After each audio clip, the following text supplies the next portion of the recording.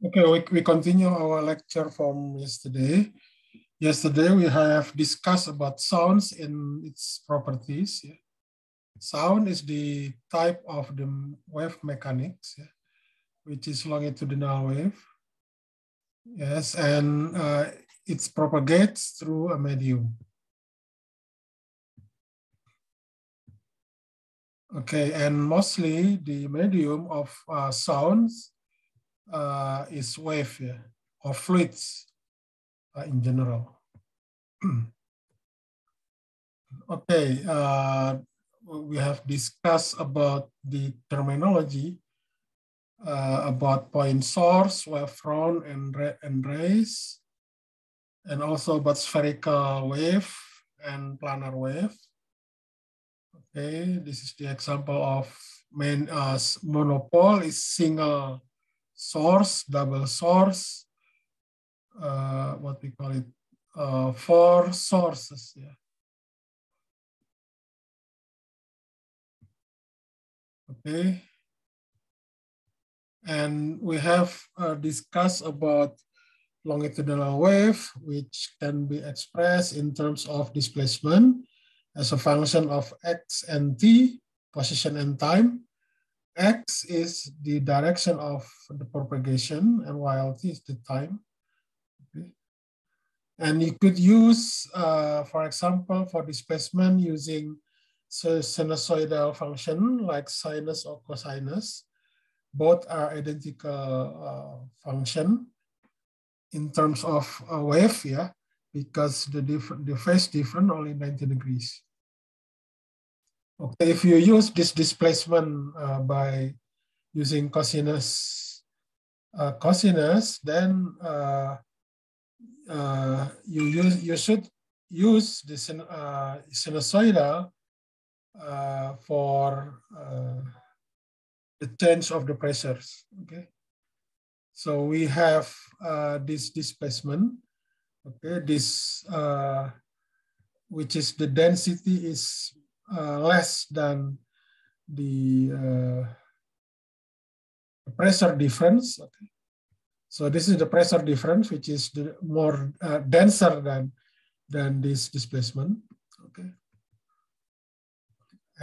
If you use this displacement as cosinus, then we use delta P as a function of sinus. Okay, both the phase difference between this function are 90 degrees. Okay, so it means that delta S reaches its maximum, then delta P vanishes. And the reverse also, if delta P is maximum, then delta S is 0. Okay. So how to measure the speed of the wave or the speed of the sounds? Okay, it depends on the modulus bulk and the density of the volume. Yeah. The modulus bulk depends on the fluids, yeah, and also for the density, yeah, the mass density of the fluids. Okay. So it means that the speed of the wave, or the speed of the sounds depend mostly on the property of the fluids.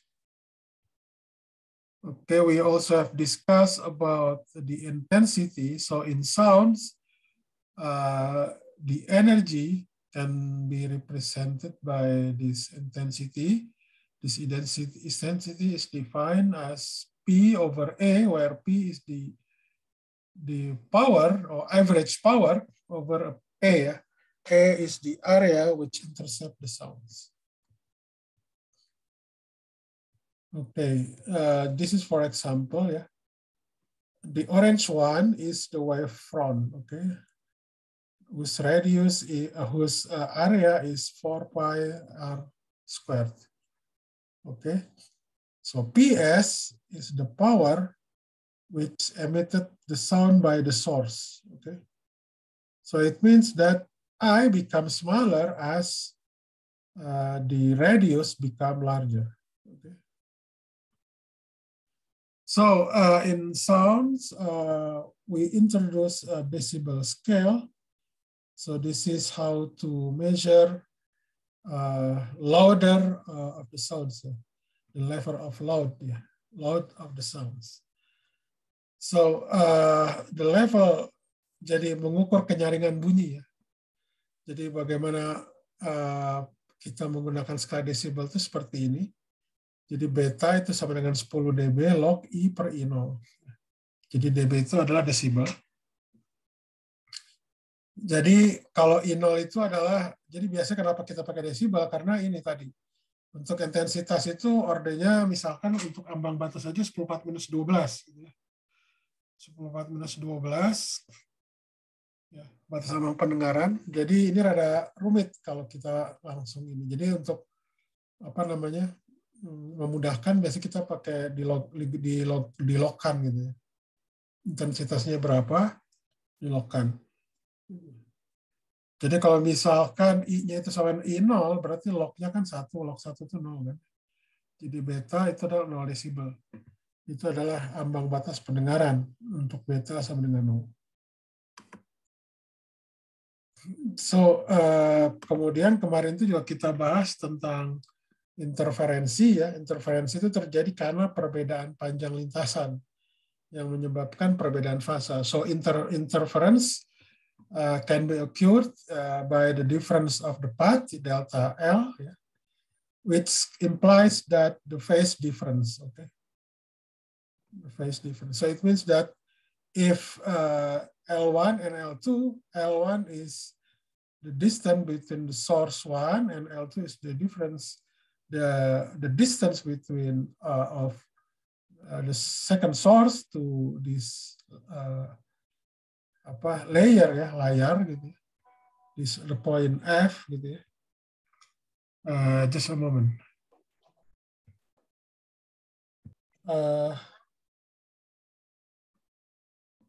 Jadi perbedaan panjang lintasan ini antara S1 dan S2, ya, itu yang menyebabkan adanya perbedaan fasa, dan perbedaan fasa ini yang menyebabkan adanya interferensi. Jadi bisa jadi di salah satu sumber ini dia bisa maksimum atau minimum. Jadi bisa terjadi perbedaan. Jadi kemarin yang sudah kita balas ini maksudnya sama dengan. Jadi V per 2P itu adalah beda fasanya. Itulah delta L per lambda. Jadi untuk V sama dengan 0 itu sifatnya konstruktif, sedangkan V sama dengan P itu sifatnya destruktif, yang sisanya lainnya. Jadi contohnya ini interferensi yang sifatnya konstruktif. Jadi V itu di sini sama dengan delta L per lambda kali 2P. Maaf. Jadi ini didapatkan bahwa untuk konstruktif itu adalah delta L sama dengan M kali lambda, sedangkan destruktif itu adalah M plus setengah kali lambda delta L.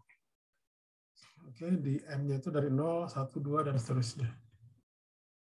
Nah ini jadi sebagai contoh ya soal ini tentang batang aluminium yang dipukul di salah satu ujungnya, dan seorang pengamat mendengarkan telinganya pada ujung lainnya dan mendengarkan pukulan 2 kali, sekali melalui udara dan sekali melalui batang, dengan jeda 0,12 detik.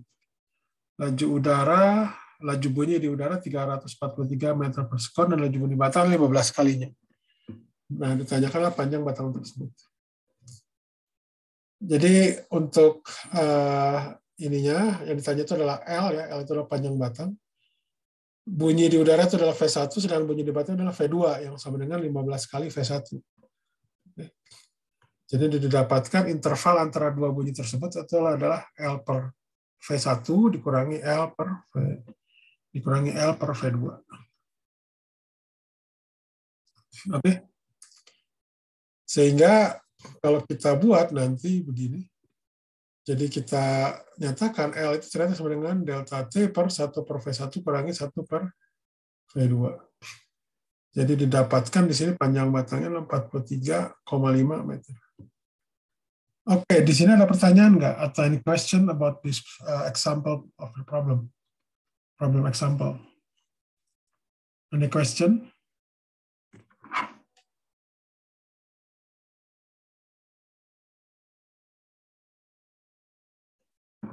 No, okay, let us continue. Okay, the next problem is about pressure, of in sounds given by delta P 1.5 Pascal sinus P, jadi P-nya dalam kurung ya, 1 pangkat M-1 kali X dikurangi 330 per detik kali T. So you have to determine the maximum, the amplitudes of the pressure amplitudes, frequency, and wavelength, and the speed of the wave. Okay, so this is for pressure, okay? So if this is for pressure, it means that the displacement is given by Sm cos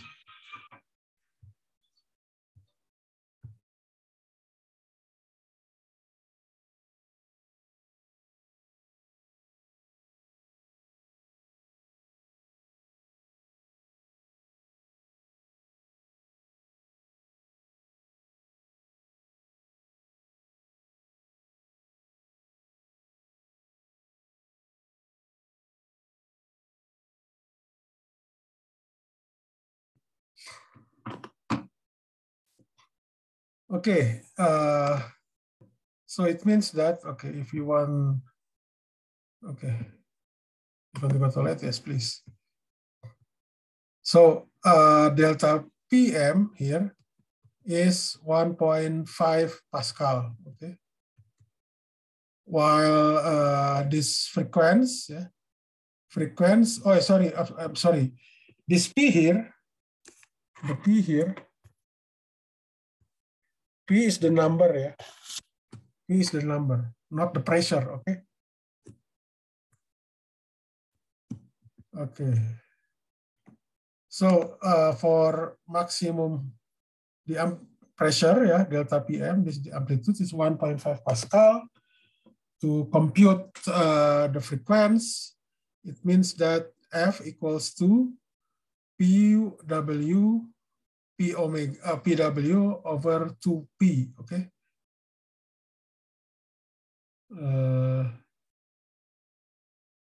Yes, this, it means that W over 2, okay? This, from this function, we have this one, okay? This basically, it means that this K is P times 1 over meter, okay? While omega is P S minus 1, okay? Okay?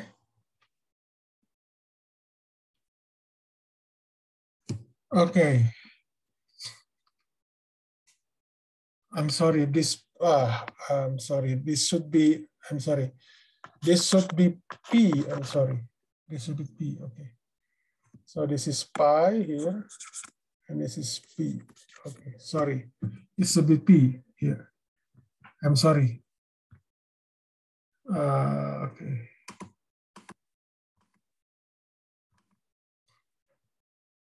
Okay, this should be, this is P, this is P, okay? Okay. That's the correct one, I think. Okay. Okay, we have this frequency is 165 Hertz. And then the wavelength, you use this wave number, okay?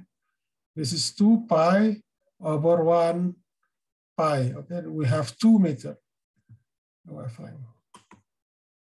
And the speed is lambda, which is L here, times F, okay?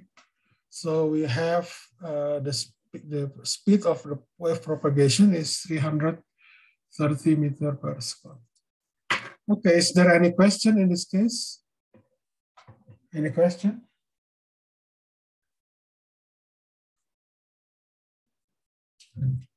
Question?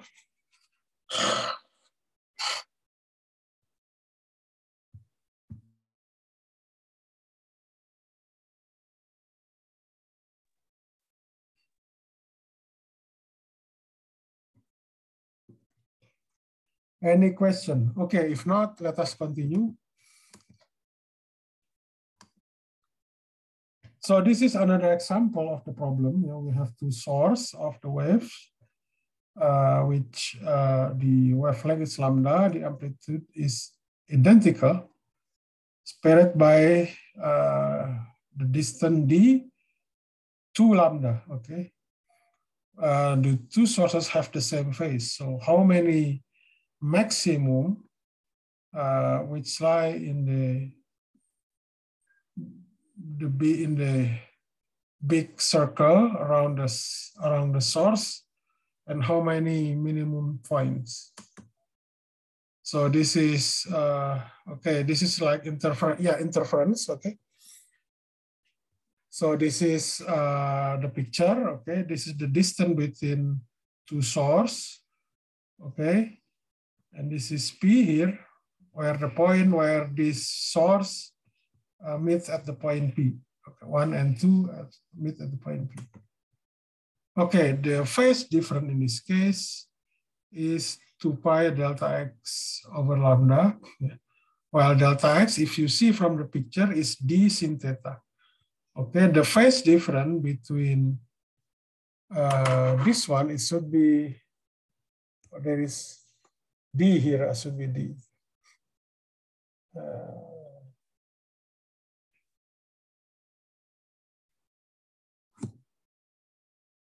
Oh, sorry. Okay. So because d is 2 lambda, okay. Because d is 2 lambda in this case, so we have this. The phase difference is p sin theta. Okay.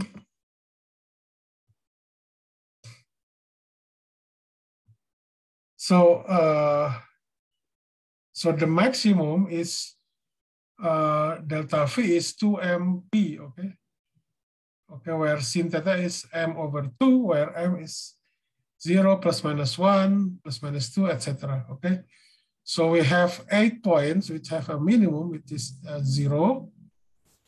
Okay, 30 degrees, 90 degrees, 150 degrees, and 210 degrees, 270 degrees, and 330 degrees. Okay, is there any question in this case?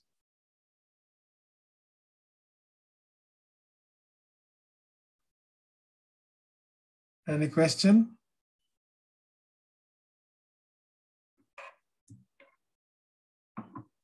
Okay, if not, let us continue.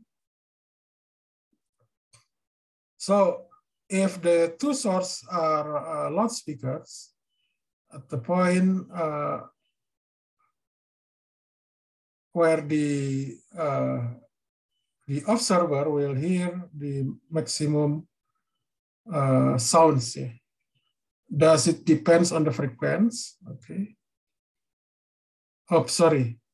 For B, yeah, for B is also 8. Yeah, that is between these two maximum. Okay.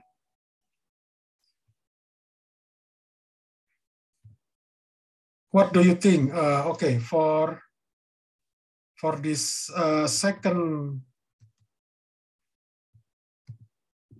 the second question, is there somebody want to give an idea how to answer it?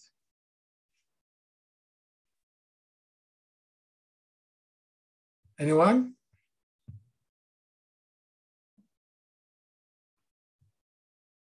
No? Okay, let us skip. If you want to answer, I will give you a clue. If not, let us skip. Okay. So about the source of the sounds ya. Jadi ini tentang bunyi musik ya. Jadi di antaranya ini adalah tentang instrumen senar, gitar, biola, gitu ya, dan seterusnya. Kemudian ini yang senar, kemudian yang juga yang tiup ya seperti flute, oboe dan sebagainya. Jadi seperti senar, gitar, biola itu dia biasanya menggunakan gelombang tegak di atas standing wave ya. Bisa dengan memanfaatkan sifat frekuensi resonansinya. Jadi ini contohnya misalkan tentang gelombang berdiri dalam tabung gitu ya. Jadi kalau tabung tertutup, jadi kalau ujung tertutup itu artinya seperti ujung tetap. Ya, jadi S-nya itu harus sama dengan 0, sehingga note itu untuk S, ya, jadi upper S itu harus jadi note, sedangkan untuk delta P itu dia harus jadi anti note. Gitu. Jadi kalau untuk ujung terbuka, itu kebalikan. Jadi S-nya itu harus jadi maksimum, sehingga dia harus menjadi anti note. Ya, sedangkan untuk P, delta P dia harus jadi note, harus alias dia minimum atau 0. Jadi ini contohnya. Ya. Jadi kalau ujungnya tertutup, yang kiri, ya, dia jadi note kan, karena dia 0. Sedangkan untuk yang di sini ujungnya terbuka, sehingga dia nanti akan jadi anti note gitu ya. Jadi ini seperti apa pipa organa lah ya. Jadi apa namanya? Jadi ini pipa organa. Ini misalkan untuk yang level R sama dengan 1, R sama dengan 3, 5, dan 7. Seperti itu. Oke, is there any question? Ada pertanyaan nggak atau ada komentar terkait dengan materi ini? Ada pertanyaan? Tidak ada? Oke, kita lanjutkan. Ya. Oke. Ini kita nyebutnya pipa organa tertutup ya. Pipa organa itu biasanya nanti dipakai itu biasanya yang paling mudah tuh ini saya nggak tahu kalau di gereja sini, tapi gereja yang besar ya. Di situ ada piano gitu yang ada pipa-pipa di belakang gitu tuh biasanya pakai ini prinsipnya ini pipa organa. Tujuannya untuk menguatkan suara gitu. Jadi kalau suara piano atau organ menggunakan ini tuh jadi lebih terdengar ke seluruh ruang. Gitu. Itu memang salah satu apa istilahnya teknologi di mana speaker belum ditemukan. Gitu. Jadi itu memanfaatkan ya ini tentang resonansi bunyi ini pada pipa organ. Kalau di sini itu mungkin ya di gereja yang paling besar itu mungkin anak-anak itu dibangun Belanda. Saya nggak tahu kalau di gereja-gereja yang dibangun oleh masyarakat lokal ya, apakah pakai saya nggak tahu karena saya belum pernah ke sana. Tapi kalau di Jerman saya pernah lihat, kalau di Eropa itu memang pada umumnya karena gereja-gereja di sana bukannya. Jadi dibedakan antara church dengan ini ya, dengan dome ya. Dengan dome. Kalau dome itu dia lebih besar gerejanya dan kokoh gitu. Ini kayak seperti di mana nih di Bandung tuh di Jalan Merdeka itu kita nyebutnya dome biasa karena itu besar ya, gereja sangat besar. Kalau gereja-gereja kecil tuh kita nyebutnya church biasanya kalau di bahasa American English. Jadi church itu beda dengan dome. Kalau dome itu dia lebih besar. Nah kalau di Eropa itu biasa kita mengenal tuh sekali sangat jarang itu church ya, itu gereja kecil. Kalau church itu gereja kecil. Jadi kalau gereja kecil itu biasanya ada di desa. Tapi di kota-kota itu pada umumnya apa namanya itu dome ya, yang ini besar biasanya. Dan biasanya kalau gereja besar itu biasanya nggak selalu sih. Itu di sampingnya itu ada makam biasanya. Tapi saya juga dulu pernah ke Ensor ya, Ensor itu kota di Inggris, Edensor. Itu saya lihat apa namanya gerejanya juga sebenarnya gereja besar juga sih. Di ininya di sekelilingnya itu ini apa itu. Jadi Ensor itu desa sebenarnya Edensor tulisannya, tapi dibacanya Ensor. Saya juga nggak tahu itu kenapa seperti itu dibacanya. Itu kota kecil bagus, tapi di situ ada gereja yang sangat besar, udah tua gerejanya. Dan di sekelilingnya itu ada makam-makam, dan makamnya itu kalau saya lihat meninggal tahun abad 16, 15 gitu. Dan kuburannya itu kuburan yang punya nisan besar gitu. Jadi memang sudah tua di sana. Jadi saya juga biasanya sih memang kalau dom itu yang ini gerejanya besar tuh biasanya di kota besar gitu ya. Kalau di pedesaan atau kota kecil tuh biasanya church yang kecil, tapi ini ada dom khusus gitu. Saya nggak tahu juga. Ya itu mungkin ada sejarahnya ya. Saya sendiri juga nggak tahu karena saya cuma untuk kunjungan singkat aja setengah hari, gitu. Kunjungan ke apa, Ensor ya. Okay, any question for this lecture? If not, let us continue. About sound resonance, okay, for free free point boundary, ya, jadi ujung terbuka. So we have antinode, ya. While fixed point boundary we have node. Okay, so antinode is the maximum and node is minimum. Yeah, it means that this one, yeah, for sorry. So for fixed point boundary we have minimum, but delta P the pressure is maximum. Okay. So in this case, this is S here. Okay, this is S here. This minimum, while for because S this is minimum 0. Okay, so delta P is maximum. Okay, delta PM. Okay. Oke, jadi untuk resonansi bunyi itu seperti juga kita udah bahas ya. Untuk ujung terbuka itu antinode, sedangkan ujung tertutup node. Jadi panjang gelombang terpanjang itu memenuhi syarat seperti ini yang untuk level 1. Itu frekuensi, disebutnya frekuensi resonansi fundamental. Kemudian ini untuk yang harmonik, yang ketiga ya. Ini ganjil semua kan kalau dari sini gambarnya. Anda lihat. 1, 3, 5, 7.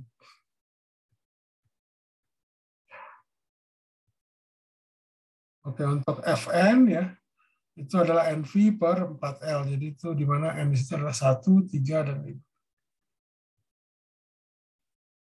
Nah, untuk apa namanya, kalau tadi ini kan untuk yang satunya itu adalah ujung tertutup, satu terbuka.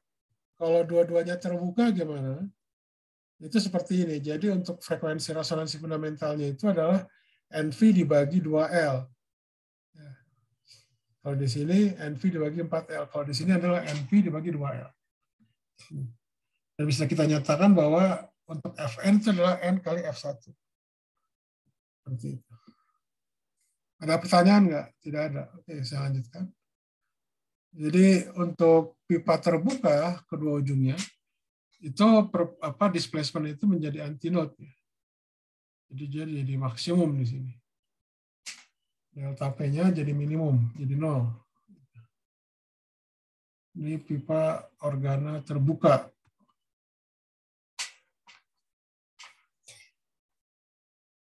Jadi kalau pipa tertutup pada kedua ujungnya itu istilahnya displacement itu jadi node. Itu aja paling. Ada pertanyaan nggak? Pertanyaan, kalau tidak ada kita lanjutkan. Nah ini contohnya misalkan ketinggian air dalam tabung gas vertikal yang panjangnya 1 meter dapat diubah. Sebuah garpu tala dengan frekuensi 686 Hz dibunyikan di tepi atas tabung. Tentukan ketinggian air agar terjadi resonansi. Ini bagaimana jawabannya? Ini jawabannya bagaimana?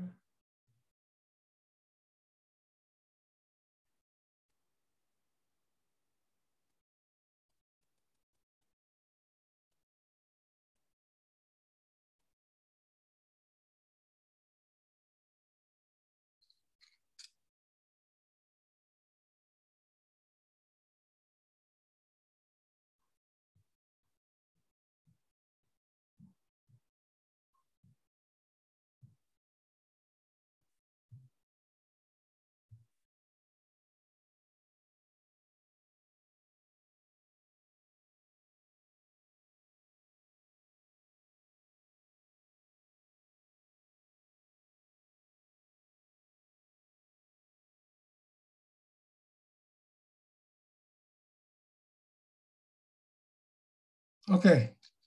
Any comment? Okay, let us discuss this.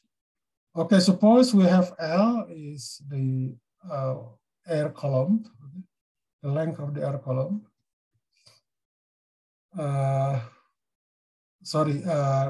The length of air pipe ya, pipa, jadi kolom udara. Jadi the condition for resonance is that we have this one. Oke. Okay. Jadi Anda ambil di N di sini untuk 1, 3, 5, dan 7. Oke. Okay. Nah, kenapa dibacain seperti ini? Nah, ini terkait nanti dengan panjang. Jadi gini, kenapa dibatasin sampai 7? Ada yang tahu nggak? Dia Dalilah. Dia Dalilah. Halo? Dia Dalilah? Yes. Ya, kenapa ini dibatasin sampai 7? Because the F is not right. Sorry, can you speak louder? What did you ask, sir? Kenapa? Why? The L is I couldn't hear you. Aryoga Pramadipa. Aryoga. Yes, sir. Yeah. Why? We only limited until 7. The N until 7.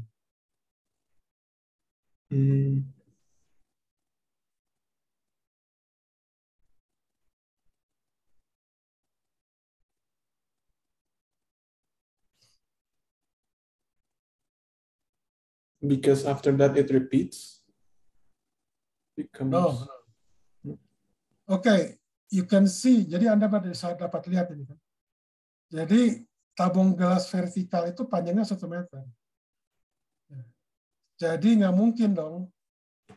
Dia pasti lebih dari 1 meter. Makanya ini dibatasin. Ketinggiannya itu cuma 1/8, 3/8, 5/8, 7/8. Kan dia ganjil. Kalau sampai 9, ya berarti dia 9/8, jauh daripada. Jadi ini udah dibatasin di 1 meter. Jadi jelas ya. Kenapa jadi di situ LN-nya dibatasin sampai 7. N-nya sampai 7. Tidak pakai 9. Oke.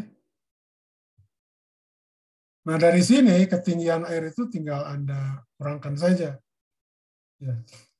Jadi ketinggian airnya itu adalah 1 dikurang LN. Di mana LN di situ adalah panjangin yang dari N1 sampai 7. Jadi untuk N sama dengan 1 itu 0,875. Jadi ini untuk yang N sama dengan 1. Kemudian N sama dengan 2, N sama dengan 3, 5, dan 7. Jadi artinya kalau dia itu frekuensinya mau makin tinggi, berarti ketinggian airnya itu harus makin tinggi. Kalau dia itu makin rendah, berarti ketinggiannya makin rendah. Cukup jelas ya di sini? Atau ada pertanyaan? Ada pertanyaan?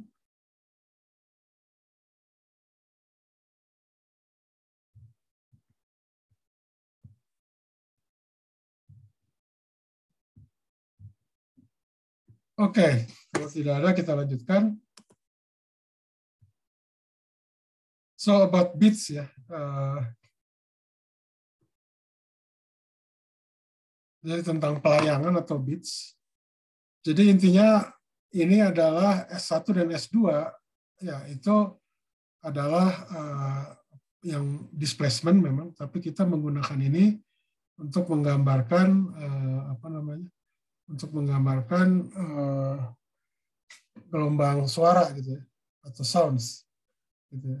Jadi omega 1 dan omega 2 itu ya kurang lebih tidak berbeda jauh lah ya perbedaannya. Jadi ini kurang lebih hampir sama, tapi maksudnya tidak terlalu jauh.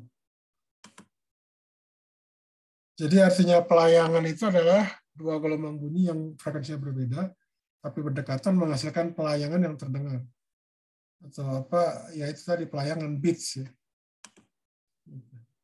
Jadi ini kalau saya tambahkan itu didapatkan ini adalah yang apa namanya omega prime itu adalah selisih, sedangkan yang omega itu adalah penjumlahannya dibagi 2. Oke. Jadi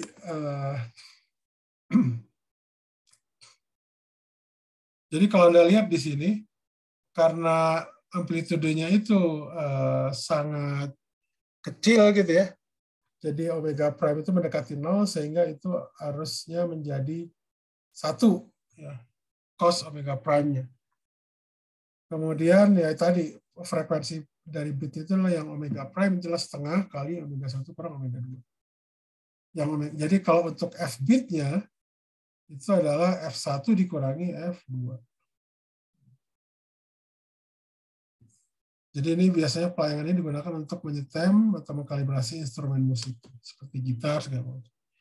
Nah ini contoh pelayangan.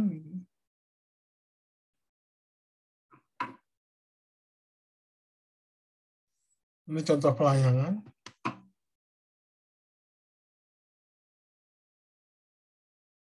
Oke, jadi ada yang maksimum, ya. Terkadang juga ada yang minimum. Oke, ini contoh adalah untuk ini kita hampir sama lah. Tadi kita skip saja. Oke, ini tentang efek Doppler gitu ya. Sebentar, kalau ini kayaknya lebih enaknya saya menjelaskan.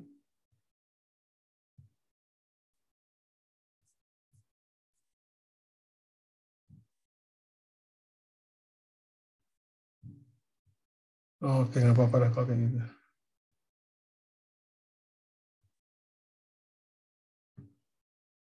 Oke. Oke, kalau nggak apa-apa, oke, kalau gitu gini aja. Ini aja dulu, kalau Anda kurang jelas, saya kasih buku penjelasan. Pak, Ya, katanya William Nathan dia ke kick karena internetnya mati, terus dia nggak bisa join lagi. oh gitu. Dia coba ini apa namanya, kirim ke WA group. Nanti akan saya lihat, saya memutuskan gitu. Jadi kalau Anda terlempar atau ini, Anda kirimnya ke WA group ya, bukan ke teman Anda. Oke, Pak. Ya, termasuk Adam juga. Seperti area 1 ini udah betul. Oke.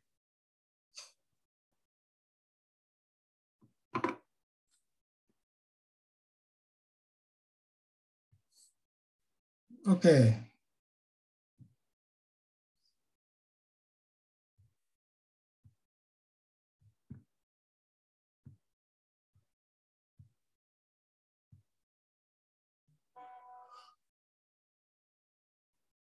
Oke, jadi efek Doppler, Doppler effect ya in English.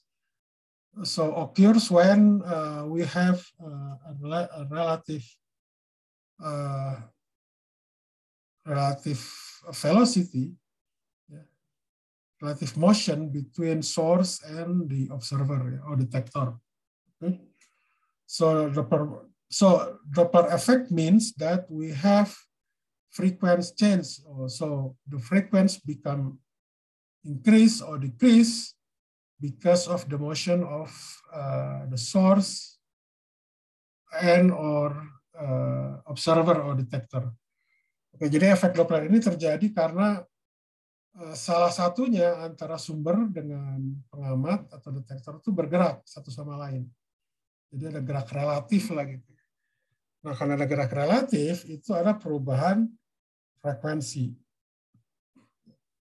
Sebenarnya yang terjadi itu awalnya dari perubahan panjang gelombang. Panjang gelombang, karena lambda kali F itu sama dengan konstan, maka perubahan panjang gelombang tersebut menyebabkan frekuensinya berubah. Gitu. Karena lambda berubah, jadi ini berubah. Jadi pembahasan berikut itu lajur diukur relatif terhadap udara. Gitu ya. Karena udara itu adalah tempat bunyi menjalar. Nah ini contohnya ya. Sebentar. Jadi ini misalkan ada sumber ya, sumber kecepatannya itu adalah 0. Oke. Nah, VD di sini, V di sini itu adalah kecepatan atau kelajuan bunyi dalam udara, sedangkan VD itu adalah kecepatan detektor, sedangkan VS itu adalah kecepatan sumber. Dalam hal ini VS sama dengan 0, jadi sumber itu tidak bergerak atau diam. Jadi pengamat yang bergerak, ya. Bergerak mendekati. Gitu.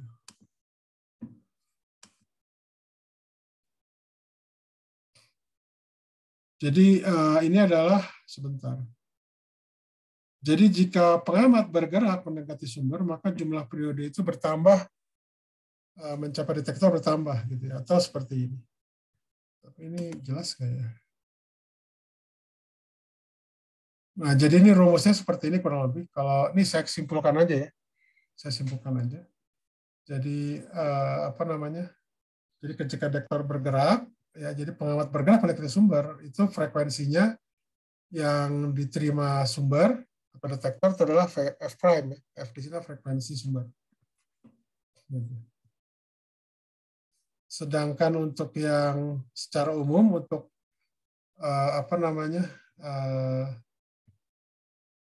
pengamat atau detektor itu mendekati dan menjauhi secara umum itu adalah pakai plus minus, di mana plus itu mendekati sumber, sedangkan minus itu menjauhi sumber. Ini sebenarnya yang lebih jelas tuh ini ya, kita mengambilnya detektornya diam, tapi sumber bergerak. Nah, kalau Anda lihat di sini, ya, sumber yang tadinya awalnya itu adalah dari S1, dia bergerak dengan kecepatan Vs. Gitu. Jadi yang tadi awalnya apa namanya bentuknya seperti ini, dia jadi bentuknya yang ke arah dia bergerak itu jadi lebih rapat. Gitu. Jadi yang sini jadi lebih longgar. Sehingga kalau dia itu arahnya itu adalah mendekati pengamat, tentunya kalau Anda lihat di sini, panjang gelombangnya itu jadi makin pendek. Karena makin pendek, berarti frekuensinya harus makin besar. Karena kan lambda kali F itu sama dengan konstan.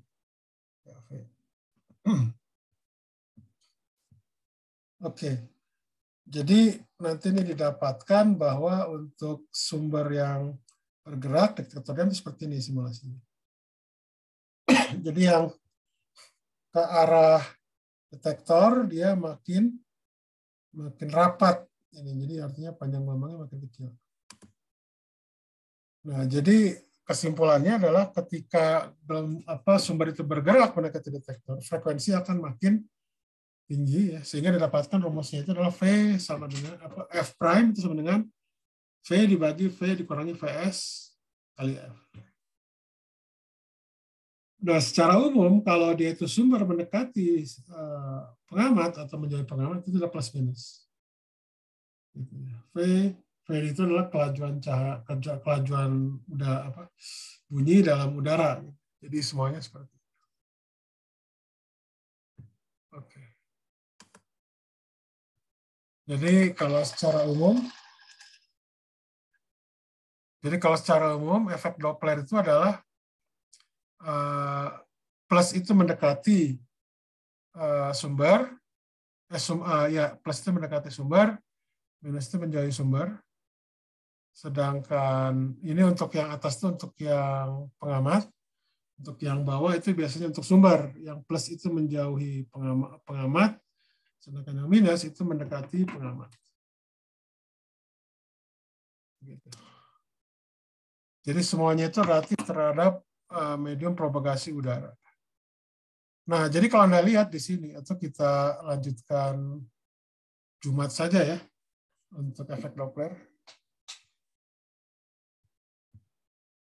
Akan